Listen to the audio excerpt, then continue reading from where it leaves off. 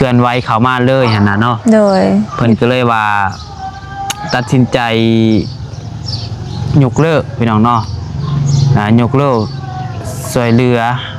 เรื่องไฟฟ้าน้องไฟฟ้าพี่น้องเนาะสำหรับตัวเงิน 10,000 บาทพี่น้องเนาะตัวเอาเงินหาน้ำนองปลาไส้มีอยู่ 12,800 บาทเนาะโดยและบัดนี้เงิน 10,000 บาทเป็นของ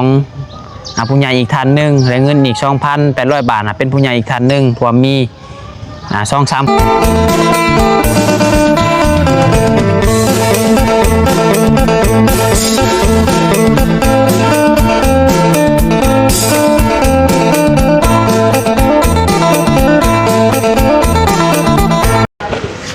ตั้งก็ได้ตัวน้อยนั่นแหละจับกล้องก็ได้เดี๋ยวขอซื้อไปดอกไปน้องไปเดี๋ยวโอ้หาบอลหนังร่วมกันก่อนยังไงหนังเสร็จเนาะเห็นซานก็ได้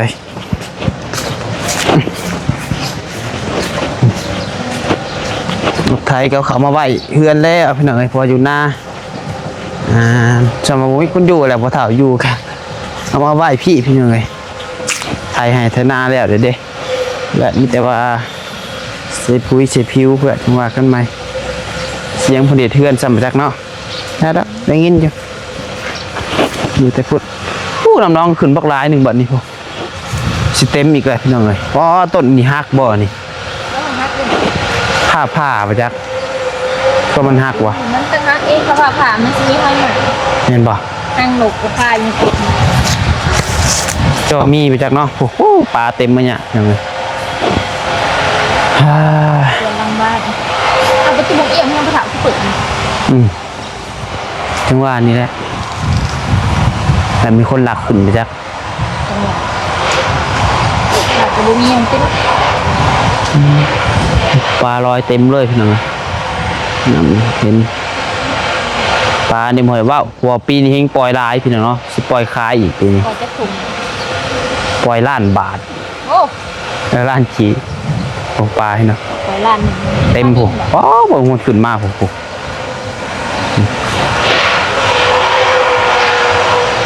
อันหยาอยู่พี่น้องเนาะปีนี้เฮงสิบหอยว่าวเลย30กินพี่น้องว่า30ดอก30คายมาแจ้งบ่เอาก่อนอื่นเบิดกระกาบทักทายสบายดีสวัสดีพ่อแม่พี่น้อง FC เบิดสุคนเด้อพี่น้องเด้อสมองสุบอลบ่อยู่ฝั่งลาวฝั่งไทยและก็อยู่ทางต่างประเทศพ่อในกองครัวให้หมดว่าวเลยพ่อเอาหยาอยู่หวานลงหันบาทเดียวฮะเต็มเฮเพียงเลยเอาก็พ่อกันกับซ่องสายกกสายบุญเขาพ่อกับน้องปัดไซอีกแล้วเด้อเพียงเด้อเมื่อนี้กาบริไปทางใดเพียงเนาะไปเวียกแถวเพื่อนนี่แหละเพียงเลยแถวใกล้บริไปทางไกลเมื่อเราบริไปทางใดดอกบริไปเวียกทางไกลมือนี่พี่น้องเลยไปเวียกแถวใกล้กับบีอย่างน้องปัดไซกับล่างรถ2 ชั่วโมงล่างรถมือพี่น้อง4 คันรถน้องทรายแล้วก็รถเมย์รถสเบลรถถีบน้องผู้ที่4 คันพี่น้องเนาะโอ้ยกัดข่อยได้โอ้พอดช่างว่าใหญ่เช่นพญานาคแล้วเนาะผู้ที่4-5 คันพี่น้องล่างรถ2 ชั่วโมงตีไปเมื่อแล้วก็ไปเวียกลับมาเฮือนคือเก่าพี่น้องเนาะกลับมาเฮือนพอดีว่ามีทางรับผู้ใหญ่ผมโทรมาหาน้องปัดไส้อยู่ที่นี่ก็ได้พี่น้องเนาะมาเดี๋ยวนั่งร่วมกันซะพี่น้องมันจังเนี่ยจะเบลพ้นเมื่อยพี่น้องถือกล้องก็ได้ได้ดีเด้อนั่งน้ำกันบ่มานั่งร่วมนั่งคุยกันก่อนบรรยากาศเข้มน้องพี่น้องวันนี้เนาะลงอีกบ่ชุบแบบหนึ่งเลยนั่นเลยแปลงกล้องก่อน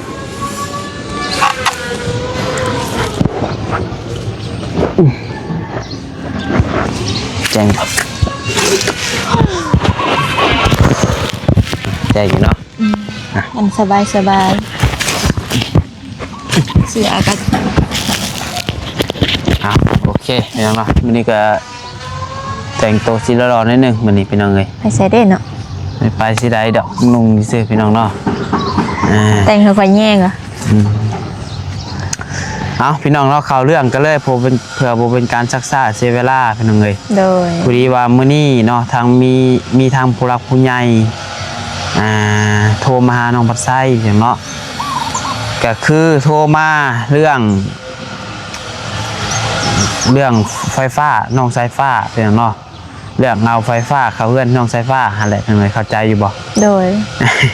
เขาก็อยากซับๆซนๆส่งไปถึงเนาะโดยอยากขอดอยากถือไว้มีเรื่องให้คิดบ่แต่อันนั้นก็มีส่วนตัวนะครับก็เรื่องเอาไฟเขาเพื่อนให้น้องสายฟ้าอะไรเพียงเนาะซื้อเองซื้อสายฟ้าอีกเพียงเลยแต่ก็เอาไฟฟ้าเขาให้อีกมันเลยเว้าอยากยากแน่ก็คือผู้ใหญ่เพิ่นโทรมาเพียงเนาะเพิ่นก็ว่าสิว่าแนวใดดีอ่ะเพียงเนาะจากนั้นประชาชนเริ่มต้นแบบว่าให้ซีพังใดๆพี่น้องนอกก็คือแบบว่าโทรมายกเลิกว่าสั่นซะพี่น้องเนาะเข้าใจง่ายๆก่อนคือแบบเพิ่นโทรมาเพิ่นว่าปรึกษากับน้องปัดไส้แหละเพิ่นว่าเพิ่นก็ถามเนาะว่าเป็นจังได๋ว่าลูกปัดไส้ว่าเรื่องไฟฟ้าเขาเพื่อนให้น้องสายฟ้าบ่มีงบเข้ามาอีกเลยบ่เพิ่นว่าพี่น้องเนาะทางน้องปัดไส้ก็เลยตอบไปตามความจริงนั่นแหละพี่น้องเนาะว่าบ่มีว่าซั่นเพียงเลยบ่งบน้องปัดไส้หางบมาไฟเขาเพื่อนให้น้องสายฟ้ามีอยู่12,800 บาทอย่างเนาะเฉพาะน้ำน้องปัดไส้อย่างเนาะบ่รวมของเบาบี้ก็มีแต่น้ำน้องปัดไส้กับเบาบี้นี่บอกพี่น้องเนาะที่ว่ามีหั่นนะน้องปัดไส้ก็บอกคนไปว่ามีแค่เท่าที่เมย์ส่งมาฝากมาตะกี้หั่นแหละเนาะพอจักเดือนแล้ววะตั้งแต่คนฝากมาจื้อบ่หลายเดือนเลยตั้งแต่ข่อยมาเห็น YouTube เจ้าบ่จนจื้อบ่ได้เนาะแม่นก็โดนเติบมาแหละพี่น้องว่าง่ายๆก็ได้ประมาณตั้งแต่ต้นปีตั้งแต่ต้นปี2026เนาะโดยช่วงซาเบลมาเฮ็ด YouTube แรกๆพี่น้องเอ้ยอีกอย่างมันก็คือน้องบัดไส้ก็บ่ได้ขึ้นไปหาน้องเพิ่นดุนะพี่น้องเนาะบ่ได้ขึ้นไปหาน้องเพิ่นทุกมื้อแบบทีมงานก็บ่ค่อยมีผู้ใดเข้าไปพี่น้องคือช่วงนึงก็แบบปะเลยก็ว่าได้เนาะโดยเพราะว่าอย่างเนาะ1น้องบัดไส้สิขอว่าก่อนก่อนที่ว่าน้องบัดไส้สิบ่ได้เข้าไปช่วงเมื่อก่อน1สายฟ้า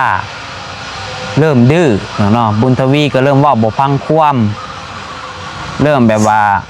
เอาบุญทวีก่อนซะเลยคือบุญทวีนี่ก็ติดหมู่เนาะพวกยูทูบเบอร์คือว่าทีมงานเขาไว้เว้าไปยังนี่กับน้องๆเพิ่นก็แบบบ่ฟังบ่ตั้งใจเนาะบ่อยากเว้าน้ำซ้ำเอาไปเอามาแม่นแทบบ่อยากเว้านำเลยแบบคือบุญทวีนี่ก็แฮงนักพี่น้องเนาะโดยเฉพาะบุญทวีว่ายังไงก็อันนี้บ่แม่นว่าเฮามาขายมายังน้องเพิ่นเด้อเฮามาเว้าให้ FC ฟังพี่น้องเนาะสาเหตุที่ว่าแบบว่าผู้ใหญ่เพิ่นยกเลิกเรื่องไฟหั่นนะพี่น้องเนาะคือน้องบุญทวีนี่เพิ่นก็ติดตามเบิ่งได้พี่น้องเนาะผู้ที่เพิ่นซอยน้องๆเพิ่นมาโดยตลอดกับผู้ FC ผู้ที่ฮักแพงนั่นแหละโดยเพิ่นติดตามเบิ่งพี่น้องเนาะติดตามเบิ่งน้องๆเพิ่นนี่คือบุญทวีนี่ก็แบบไปลิ้นก็บ่จักมาเฮือนมาซ่านบ่มาอยู่น้ำน้องบ่มาเบิ่งเฮือนเบิ่งซ่านเลยพี่น้องเนาะไป 4-5 มื้อมื้อเดียวก็เป็นทิศจังมาเทื่อนึงคือแบบยูทูบเบอร์ไปหาก็คือน้องปัดไส้ไปหาช่วงนึงครับแบบแทบน้องเพิ่นสิฮอดบ่อยากมาเว้านำพุ่นแหละพี่น้องเนาะเถื่อเอิ้นมาเว้านำกะแบบหันข้างใส่นะพี่น้องเอ้ยแม่นแบบให้นั่งจบดีกับแบบเพิ่นก็นั่งหันข้างใส่เถื่อเว้าคล้ายๆว่าแบบบ่เต็มใจแบบมาคุยกับเฮามาเว้ากับเฮานะแบบมันบ่คือเก่ากับแบบตอนที่น้องๆเพิ่นบ่ทันมีหยังแท้มาแบบเพิ่นเปลี่ยนไปแฮงพี่น้องเอ้ยถามว่าเปลี่ยนไปบ่ก็แม่นพี่น้องก็เปลี่ยนไปเพราะว่าช่วงซาเบลมาเฮ็ด YouTube กับบ่าวปัดไส้กะน้องเพิ่นก็ยังเว้ายังว่ากับชาวเบลอยู่พี่น้องเอ้ยแม่นยังเว้าอยู่ช่วงนั้นก็ได้เนาะเพราะว่าตอนนั้นเพื่อนใกล้สิแล้วพี่น้องแม่นพอเพื่อนแล้วบุญทวีก็เริ่มติดหมู่ติดพวกก็ติดแต่ดนนั่นแหละพี่น้องเด้แต่ว่าเริ่มนักช่วง เพื่อนแล้วพี่น้องเนาะเพื่อนแล้วมันให้นักกลัวพี่น้องเนาะไปลินบ่ให้เว้าเลยพี่น้องเอ้ยวันนี้ผู้ใหญ่เพิ่นก็เบิ่งเพิ่นก็ติดตามแหละพี่น้องเนาะ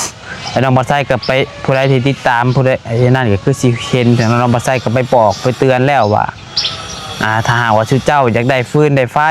เข้าเฮือนมีแสงสว่างสะดวกสบายคือเจ้าก็ต้องเฮ็ดแบบนี้ก็น้องบ่ใส่ก็แนะนำไปแล้วพี่น้องเนาะว่าให้อยู่เฮือนอยู่ซ่านให้เบิ่งแยงเฮือนซ่านปัดกวาดอย่าให้เฮือนซ่านหกรักษาความสะอาดน้องบ่ใส่ก็บอกไปพี่น้องเนาะแต่ว่าน้องๆเพิ่นก็เฮ็ดบ่ได้พี่น้องเนาะเฮ็ดบ่ได้ตามที่เฮาบอกอะไรพี่น้องเอ้ยเนาะแล้วบัดนี้สายฟ้าก็สายฟ้าบัดนี้พี่น้องเนาะคือน้องสายฟ้านี่ก็เริ่มขี้ดื้ออะไรพี่น้องเนาะคือ FC หลายๆคนเห็นพี่น้องเนาะน้องสายฟ้านี่ก็เริ่มแบบเริ่มคำแบบใส่ภาษาบ้านๆเฮาคือแบบเริ่มก้าวร้าวเริ่มขี้ดื้อแบบบอกเกรงใจผู้ใหญ่พี่น้องเนาะเลยแบบว่าง่ายกับแบบอยากเว้ายังออกไปก็เว้าพี่น้องเลยเนาะแมนอยู่บางคนก็ว่าน้องเพิ่นนี่บ่มีคนสั่งสอนจังซั่นจังซี่พ่อแม่บ่มีแต่ว่าทีมงานยูทูบเบอร์ก็บอกอยู่ได้เพียงเนาะบอกตลอดหลังไมค์ก็บอกพี่น้องเราบอกอาจจะเป็นแบบว่าน้องเพิ่นแบบเคยเชื่อได้แบบชนิดเนาะชนิดก็เคยสิ้นอยู่กับเฮา 2-3 เดือนนะพี่น้องเอ้ยแบบน้องเพิ่นก็แบบเคยตัวแล้วก็แบบบ่เกรงใจพี่น้องบ่มีความเกรงใจแบบว่าพอเห็นแบบนี้แล้วนะบ่เป็นหยังนะเพิ่นบ่ให้นะก็เลยแบบลืมเฮ็ดไปเลยบ่ย่านว่าซั่นจ้ะบ่ย่านบ่มีความเกรงใจชุมอ้ายยูทูบเบอร์ที่เข้าไปพี่น้องเนาะแล้วถามว่าน้องสายฟ้านี่เป็นตาอีตนบ่สุดพี่น้องเนาะสุดแต่อีตนน้องบ่ใช่ก็อีตนเรื่องอีตนนี่พี่น้องเอ้ยตนเพิ่นยังอยู่ผู้เดียวเด็กน้อยอีกยอมรับว่าเก่งสายฟ้านี่แม่นเด็กน้อย11ปี9ปีบ่คือ10ปีไปน้อง9ปี10ปีเนี่ยเนาะโดยสามารถอยู่เฮือนผู้เดียวได้พี่น้องโดยที่บ่ได้บ่มีอ้ายก็ได้อ้ายไปหลินก็อยู่เฮือนผู้เดียวก็ได้นึ่งข้าวกินเองก็ได้อันนี้เมื่อก่อนพี่น้องเนาะที่เว้านี่เมื่อก่อนแต่ว่าเดี๋ยวนี้ก็อยู่เฮือนผู้เดียวก็ได้อยู่แต่ว่าข้าวน้ำก็บ่นึ่งเฮือนซ่านก็บ่ปัดบ่ถูบ่เมียนบ่เฮ็ดหยังเลยนับแต่ข้าวนึ่งกินใส่ปากนี่นะพี่น้องเนาะยังบ่นึ่งก็จักสิว่าอันใดพี่น้องเนาะแบบน้องเพิ่นก็คือเฮาก็เมื่อยบ่ครับพี่น้องเนาะเพราะน้องบ่ใส่ก็ช่วงหนึ่งก็ปะเลยแหละพี่น้องเนาะบ่ได้สู่เข้าไปหาน้องเพิ่นเป็นทิศ 2-3 ทิศเนาะเป็นเดือนคนเดินเข้าไปเทื่อนึงว่าซั่นจ้าพี่น้องไปเทื่อนึงไปหาน้องเพิ่นไปเยี่ยมไปยามน้องเพิ่นนั่นแหละพี่น้องแม่นบ่แม่นว่าเฮาปะถิ่มบ่แม่นว่าน้องเพิ่นแบบแซ่นใดๆแบบบ่มีหยังเพิ่นเดินนะอันใดก็บ่มีผลประโยชน์ต่อเฮาแล้วครับพวกเขาบ่แม่นแบบนั้นได้เพียงเนาะคือน้องบัดไซอยากก็คุยกันกับทีมงานเนาะว่าอยากดัดนิสัยน้องเพิ่นอยากให้น้องเพิ่นอยู่คนเดียวบ่มีผู้ใดเข้ามาหาแลน้องเพิ่นสิเป็นแนวใดสิเป็นแนวใดอยากเบิ่งปฏิกิริยาน้องเพิ่นพี่น้องว่าสิอยู่ได้บ่ถ้าว่าบ่มียูทูบเบอร์เข้ามาเฮือนซ่านสิเป็นแบบใดเนาะก็คือ FC เห็นพี่น้องเนาะป้าให้อยู่เดือนหนึ่งสายฟ้าก็เปลี่ยนไปกว่าเก่าหลายพี่น้องเนาะเพื่อนก็บ่ปัดบ่อนอยู่บ่อนนอนขนมก็กินใส่บ่อนนอนห้องนอนก็บ่ปัดบ่ถูบ่อนนอนก็บ่อนามัยพี่น้องเอ้ยเนาะก็ถือว่าแบบเบิดคำสิเว้าว่านะพี่น้องเนาะแห่งนักกว่าเก่าบ่มียูทูบเบอร์เข้าไปเบิดแห่งนักกว่าเก่าเนาะ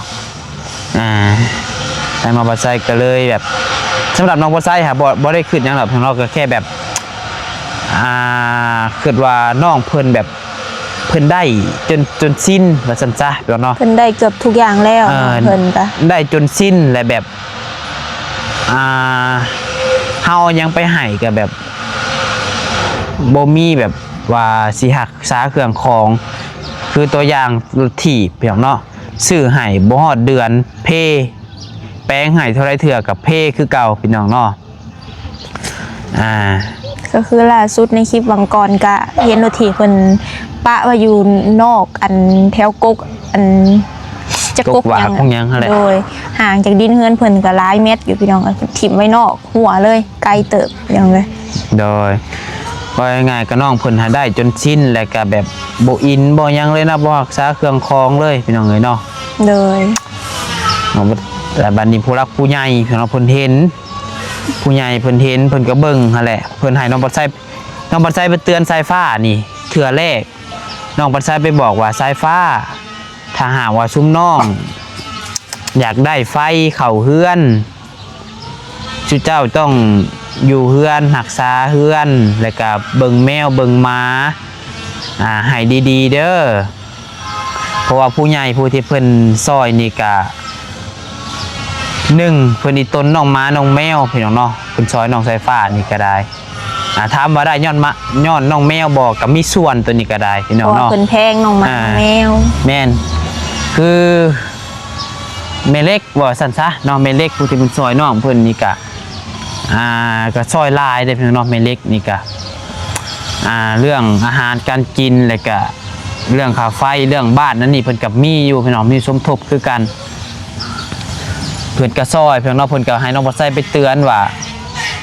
ให้น้องสายฟ้าบ่ให้ไปลิ้นบ่ให้ไปเที่ยวหลายให้อยู่เฮือนรักษาเฮือนซ่านนี่เด้อพุ่นน่ะเนาะ โดย ให้น้องเพิ่นถ้าหากว่าน้องเพิ่นอยากได้ไฟให้เบิ่งหมาแมวดีๆเฮือนซ่านก็ให้รักษาความสะอาดแต่ว่าน้องเพิ่นก็เฮ็ดบ่ได้พี่น้องเนาะน้องเพิ่นก็เฮ็ดบ่ได้ตามที่บอกหั่นนะน้องปัดไซก็เลยแบบบ่จักคำสิว่าพี่น้องเนาะก็เลยแบบปะพี่น้องเนาะปะให้น้องเพิ่นก็เฮาก็บ่ได้เว้าเลยก็เทื่อที่2บัดนี้หิวข้าวแล้วบัดนี้ยังบ่ได้กินข้าวพี่น้องเอ้ย คิดจะมีอยู่ เทื่อที่2น้องปัดไซก็ไปบอกอีกว่านี่บุญทวีกับสายฟ้ามานั่งนํกันก็บอกว่าถ้าหากน้องๆอยากได้ไฟ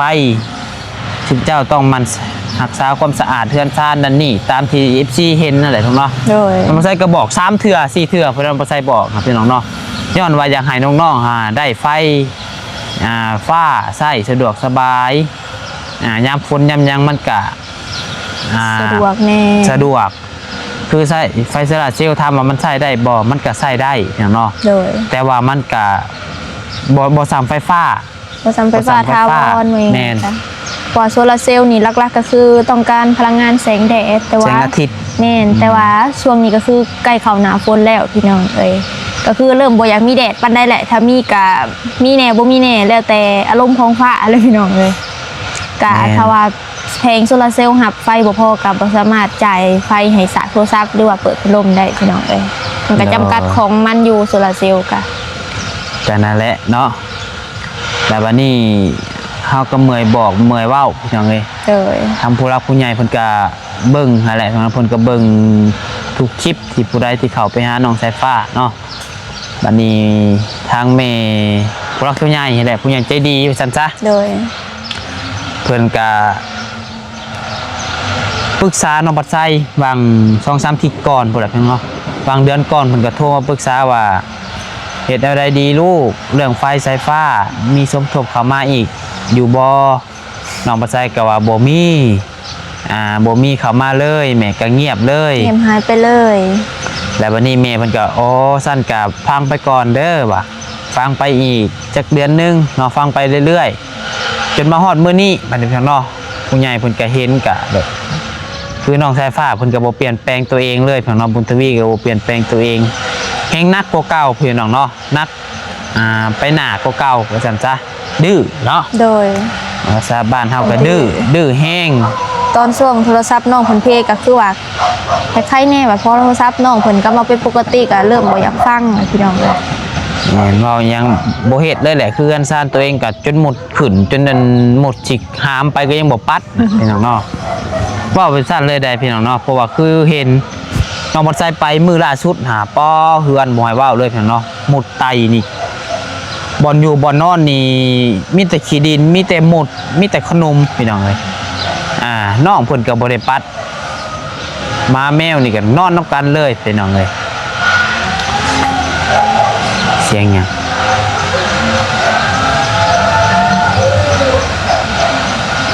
เสียงคนโห่บ่ โฮ หายบ่ โฮหรือไหไหเด้อ เป็นหยังวะ บ่ฮู้มีคนเสียบ่ จังวะโอ้มีคนเสียชีวิตเด้นี่พี่น้องเอ้ย มันอยู่ฝากนี่ใกล้ๆนี่พี่น้อง เพื่อนตัวเล็กอยู่จ้ะ นี่เพื่อนนี่น่ะใกล้ๆ เพื่ นี่ อนตัวเล็กนี่ เพื่อนตัวเล็กบ่ ผู้ใดเด้เนาะโอ้ยคนลุกพี่น้องเอ้ยคนลุกกำลังนั่งเว้ากันอยู่ดีๆหมดได้ยินเสียงคนหายเนาะ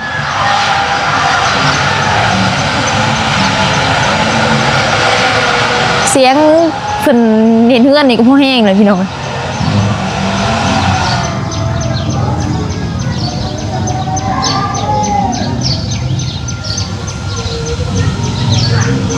เสียงคนหาย คนหายเลย เอ้าอย่าเดี๋ยวจอยยังไปเบิ่งว่าเรื่องเฮาก่อนซะ เด้อ แต่บัดนี้มีทางผู้ใหญ่แหละเพิ่นโทรหาน้องปัดไส้เมื่อกี้นี่เลยพี่น้องเนาะโทรมาว่าเพิ่นได้ปรึกษากับหมู่เจ้าของเงินเพิ่นแหละพี่น้องเพิ่นสมทบเข้ามา 10,000 บาท เรื่องไฟน้องไฟฟ้าอะไรพี่น้องตั้งแต่เมื่อก่อนเนาะ โดย แต่บัดนี้แม่เพิ่นว่าเพิ่นอาจจะยกเลิกพี่น้องเนาะเพิ่นจะยกเลิกเอาไฟเข้าให้น้องไฟฟ้าพี่น้องเอ้ยเพราะว่ามันโดนแล้วพี่น้อง4-5 เดือนแหละมันบ่มีหยังแบบเคลื่อนไหวเข้ามาเลยหั่นน่ะเนาะ โดย เพิ่นก็เลยว่าตัดสินใจยกเลิกพี่น้องเนาะยกเลิกช่วยเหลือเรื่องไฟฟ้าน้องไฟฟ้าพี่น้องเนาะ โดย สำหรับตัวเงิน 10,000 บาทพี่น้องเนาะตัวเอาเงินหาน้ำน้องปลาไส้มีอยู่ 12,800 บาทเนาะ โดย และบัดนี้เงิน 10,000 บาทเป็นของผู้ใหญ่อีกท่านหนึงและเงินอีก 2,800 บาทเป็นผู้ใหญ่อีกท่านหนึงเพราะว่ามี2-3 คนพี่น้องเนาะแดดก็ไล่บัดนี้และบัดนี้แม่เพิ่นก็ว่าสั้นให้เฮ็ดแบบซี่เพิ่นว่าเนาะให้ยกเลิกเรื่องเอาไฟเข้าบ้านให้น้องสายฟ้าและน้องบัดใจเนาะก็อยากมาถาม FC ว่า FC สิเห็นดีนำบ่เนาะ โดย ถ้าว่ายกเลิกพี่น้องเอ้ยเอาง่ายๆก็คือตอนนี้นี่ 80-90% ละผู้ใหญ่เพิ่นอยากให้ยกเลิกแล้วพี่น้องแต่ว่าน้องบัดใจก็ว่าเดี๋ยวสิขอปรึกษานำ FC แล้วก็ปรึกษากับผู้ใหญ่อีกท่านหนึงก่อนน้องพี่น้อง โดย แต่ว่าน้องบัดใจก็ถามแล้วผู้ที่เงินเจ้าของเงิน 2,000 กว่าบาทน่ะ โดย ทั้งเอ่ยเพิ่นก็ว่าถ้าหากว่าเป็นไปบ่ได้เรื่องไฟก็เงินก้อนนั่นเพิ่นก็สิให้น้องบัดใจนี่เก็บไว้ซื้อเครื่องซื้อของให้น้องสายฟ้าคือเก่าเพิ่นก็บ่ได้ให้ไปใช้ดอกพี่น้องเนาะคือสำหรับเงิน 2,000 กว่าบาทนั้น โดย แต่น้องบัดใจเก็บไว้เลยแบบว่าง่ายๆก็แบบถ้าหากว่าน้องเพิ่นขาดเรือตัวใดของอยู่ของกินและ ซื้อไปให้น้องเพิ่ม แม่นอาหารการกินพี่น้องเนาะ เงิน 2,000 บาทก็คือจากที่หายไฟฟ้าก็เปลี่ยนเป็นไว้ซื้อของอยู่ 2,800 นั่นแหละเปลี่ยนไปซื้ออันของอยู่ของกินให้น้องไฟฟ้าแต่ว่าบ่ซื้อหมดค่อยๆทยอยซื้อไป แม่ ให้น้ น อง แบบว่าง่ายๆคือน้องบัดไซไปเท่าใดแหละให้ซื้อไปอันใดทีแบบว่ามันขาดเรือตัวมันทีมันเบิดว่าซั่นๆเนาะ เบิดบ่มีหรือว่าน้องเพิ่นบ่มีเงินใช้เล็กน้อยก็ให้น้องเพิ่นพี่น้องเอ้ย ประมาณนั้น ไปให้น้องเพิ่น เด้อแล้วก็เงินตรง 10,000 บาทนี้เนาะ โดย เงิน1 บาทเงิน 10,000 บาทนี่ทางผู้ใหญ่เพิ่นก็ว่าแบบนี้เนาะเพิ่นสิแบ่งออกเป็น2ส่วนเนาะ2ส่วนคือ 5,000 บาทเพิ่นใช้น้องบัดไซเก็บไว้คือเก่าเก็บไว้แต่ว่าเก็บไว้ให้น้องสายฟ้า บ่ได้ให้ 5,000 บาท แม่ บ่แบบว่าอาจจะบ่ได้ให้เรื่องซอยเรื่องไฟฟ้าเนาะซอยเรื่องเป็นเรื่องอื่นว่าซั่นซะและอีก5,000และอีก 5,000 บาทนะเพิ่นสิให้น้องบัดไซไปซอยเรือครอบครัวอื่นแต่ยังบ่ฮู้ว่าเป็นครอบครัวใดเนาะ โดย แต่ก็มีแล้วครอบครัวที่มันสิซอยเนาะน้องบัดไซ อาจจะยังบ่บอกพี่น้องเนาะ โดย ว่าเพิ่นสิซอยครอบครัวใดถ้าหากว่าเหตุแบบนี้ FC สิว่าแนวใดขอความคิดเห็นจากพ่อแม่พี่น้อง FC สิเห็นดีนำบ่พี่น้องเนาะเพราะว่าเรื่องไฟฟ้ามันเป็นไปได้ยากพี่น้องเนาะ โดย มื้อนั้นก็ถามกับบาร์บี้แล้วแหละพี่น้องบาร์บี้เพิ่นก็ว่าถ้าหากว่าผู้ใหญ่เพิ่นยกเลิกงบทางเพิ่นที่มีอยู่เพิ่นก็สิเก็บไว้ซื้อเครื่องคองให้น้องสายฟ้าอะไรพี่น้องเนาะที่มันขาดเรือเพราะว่าไฟฟ้าที่ว่าจะดึงเขามากา40,000 กว่าบาทเนาะ แม่น ค้าง แล้ว ฝาก 40,000ว่าตัวเลขกลมๆก็คือ 40,000 บาทนะพี่น้องเนาะ ที่เฮามีก็คือยังบ่ฮอดครึ่งเลยพี่น้อง แม่นมันเป็นไปแทบบ่ได้เลยแหละ เป็น พี่ ไป น้อง ได้ เนาะ ยากนะมี เพิ่นก็เลยว่ามันโดนแห้งแล้วเพิ่นว่ามันโดน ความ มัน คืบหน้าเลย มันคือสิเป็นไปบ่ได้พี่น้องเนาะเพิ่นก็เลยว่าง่ายๆก็เงินตัวนี้มันปะไว้โดนเนาะ แม่น อันปะไว้โดนก็บ่ได้ว่าดอกไปว่าปะไว้โดนแล้วมันสิบูดสิเน่ามันก็บ่เน่าพี่น้องเนาะแต่ว่าเพียงแต่ว่าเพิ่นอยากให้เงินตัวนี้มันเป็นประโยชน์ โดย เพิ่นอยากให้ไปช่วยครอบครัวที่ยังขาดเคิน ขาดเรือขาด แม่น เคิน ขาดเคินครอบครัวที่ยัง คนที่บ่มี บ่มีกว่านี้หั้นนะเนาะ โดย เพราะว่าสายฟ้าก็คือเห็นเพิ่นเลยก็เฮือนซ่านก็แล้วบ่แล้วทอแต่บ่มีไฟฟ้าใช้ น้องได้ครบเบิดทุกอย่างเฮือน แม่น ห้องน้ำ เพราะว่าถ้าหากว่าน้องเพิ่นฟังความน้องเพิ่นบ่ดื้อก็อาจจะได้เนาะภาษาคิดแต่ว่าน้องเพิ่นบ่ดื้อเนาะ โดยบ่ค่อยฟังความปานใด แม่น พี่อง มันก็ว่าง่ายกับผู้ใหญ่เพิ่นก็แบบเบิดความอดทนว่าซั่นซะพี่น้องเนาะเพิ่นก็สิว่าแนวใดดีพี่น้องเนาะอยากเอาเงินจำนวน 5,000 บาทไปช่วยครอบครัวอื่นว่าซั่นซะพี่น้องเนาะ โดย เอามีแต่ว่าสำหรับคลิปนี้ก็แจ้งบอก FC พ่อแม่พี่น้อง FC ประมาณนี้ก่อนซะพี่น้องพอน้องบัดไซก็ใจคอบ่ดีตอนนี้เดี๋ยวสิเบิ่งก่อนคนเฮือนใกล้จะผู้ใดเสียพี่น้องเนาะคนลุกอยู่พี่น้องตอนนี้ก็ได้ เป็นห้องฮู้เซล เพราะว่าเฮือนหลังนี้นี่เป็นอันสิว่าพี่น้องกันก็ว่าได้พี่น้องเนาะ ใกล้ชิดกัน แม่นเฮือนหมู่เฮียนบ่แต่น้อยพุ่นเลยพี่น้องเอ้ย โดย จักสิเป็นผู้ใดพี่น้องเอ้ย โดย พอได้ยินเสียงไห้ตอนนี้น้องบัดไซก็ว่าจนบ่ถือแล้วตอนนี้พี่น้องเอ้ย เสียงดังแฮงบ่เถื่อค่ะ ว่าบ่ถือเลยตอนนี้เดี๋ยวจังหวะกันเด้อเพียงเด้อเนาะมีแต่ว่าแจ้งบอกประมาณนี้ก่อนเพียงเนาะถ้าหากว่าน้องบ่ใช่ว่าผิดพลาดประการใดก็ต้องขอโทษขออภัยนำเวลาเนาะก็ขอความคิดเห็นจากพ่อแม่พี่น้อง FC แล้วคอมเมนต์กันเข้ามาพี่น้องเนาะว่าเป็นจังใดเอาแนวใดก็ตอนนี้ยังบ่ได้ตัดสินว่าผู้ใหญ่เพิ่นยกเลิก 100% โดย อาจจะพี่น้องเนาะ90พุ่นแหละเนาะเพิ่นจะบอกมาประมาณนั้นพี่น้องเนาะ โดย ไปเดินจังหวะกันใหม่พี่น้องเอ้ยอยู่ดีมีแห้งบสุขุสุขคนขอบคุญขอบคุณที่เข้ามาชมและเป็นกำลังใจทางน้องปัสไซหลายๆเด้อพี่น้องเด้อเดี๋ยวยังไปเบิ่งทางนั่นก่อนเนาะสิไปน้ำข่อยบอกคือมือถ่ายอยู่เพื่อน เดี๋ยวสินางไทยนี่จะไปถามเพิ่นเบิ่งก็ได้บ่กล้าไป ไปมือถ่ายอยู่เพื่อนก็ได้จ้าเด้อ เด้อ เอาขากล่องมือถ่าย เลย ไปพี่น้องทำได้แล้วสบายดีเด้อพี่น้องเด้อไป